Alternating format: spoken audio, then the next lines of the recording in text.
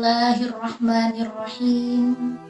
Assalamualaikum warahmatullahi wabarakatuh. Alhamdulillah. Alhamdulillahi nahmaduhu wa nasta'inuhu wa nastaghfiruh. Wa na'udzu billahi min syururi anfusina wa min sayyiati a'malina. May yahdihillahu fala mudhillalah wa may yudlilhu fala hadiyalah. Asyhadu an la ilaha illallah wahdahu la syarikalah wa asyhadu anna Muhammadan abduhu wa rasuluh la nabiyya ba'da. Amma ba'd.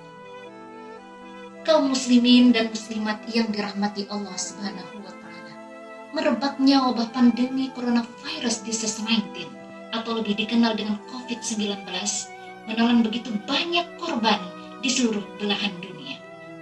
Di Indonesia saja misalnya, menurut data terbaru per 24 November tahun 2020, bahwa kasus positif berjumlah 506.302. Pasien dirawat berjumlah 64.878, pasien meninggal berjumlah 16.111 dan pasien sembuh berjumlah 425.313. Adapun untuk wilayah Kalimantan Barat, bahwa kasus positif berjumlah 2.288, pasien meninggal berjumlah 22 dan pasien sembuh berjumlah 1.733. Infeksi virus ini dapat menyerang siapapun tanpa melihat latar belakang kesehatannya. Tidak mengenal tua ataupun muda, tidak mengenal kaya ataupun miskin, tidak mengenal pejabat ataupun rakyat. Semua mempunyai potensi yang sama untuk tertular virus ini. Kaum muslimin dan muslimat yang dirahmati Allah Subhanahu wa taala. Selain itu, wabah pandemi coronavirus disease 19 telah merubah dunia secara mendadak. Suasana keramaian yang semula terjadi di seluruh belahan dunia menjadi kesunyian yang merata. Aktivitas sekolah dan perkantoran dirubah menjadi belajar dan bekerja dari rumah. Industri dan perusahaan terpaksa berhenti sesaat dan beberapa berdampak pada pemutusan hubungan kerja atau PHK. Pertumbuhan ekonomi melambat dan berimbas kepada menurunnya kemampuan ekonomi masyarakat. Tidak saja masyarakat menengah ke bawah, tetapi juga masyarakat menengah ke atas. Kaum muslimin dan muslimat yang dirahmati Allah Subhanahu wa taala. Bahkan aktivitas keagamaan yang sakral pun, yang semula dilakukan di tempat ibadah, dilakukan di rumah. Demikian dampak-dampak negatif yang ditimbulkan oleh wabah pandemi coronavirus disease 19 ini. Namun di balik itu semua, ternyata ada sisi lain atau dampak-dampak positif yang ditimbulkannya. Maka perlu adanya sebuah keyakinan bahwa segala sesuatu yang terjadi di dunia ini karena Allah Subhanahu wa taala akan memberikan kebaikan atau hikmah yang terkandung di dalamnya. Allah Subhanahu wa taala katakan dalam firman-Nya, yakni Quran surah Ali Imran ayat 191 yang berbunyi, A'udzu billahi minasyaitonir rajim. Bismillahirrahmanirrahim. Rabbana ma khalaqta hadza batila subhanaka faqina adzabannar. Ya Tuhan kami, tidaklah Engkau menciptakan semua ini sia-sia. Subhanaka faqina adzabannar. Maha suci Engkau, lindungilah kami dari azab neraka. Kaum muslimin dan muslimat yang dirahmati Allah Subhanahu wa taala. Lalu apa sajakah hikmah dari wabah pandemi coronavirus disease 19 ini? Yang pertama, menyadarkan kembali kepada kita akan pentingnya menjaga kesehatan, kebersihan diri dan lingkungan.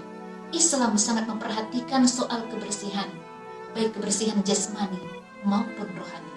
Sebagaimana firman Allah yang terdapat di dalam Al-Quran, surah Al-Baqarah ayat 222 yang berbunyi, A'udzu billahi minasyaitonir rajim.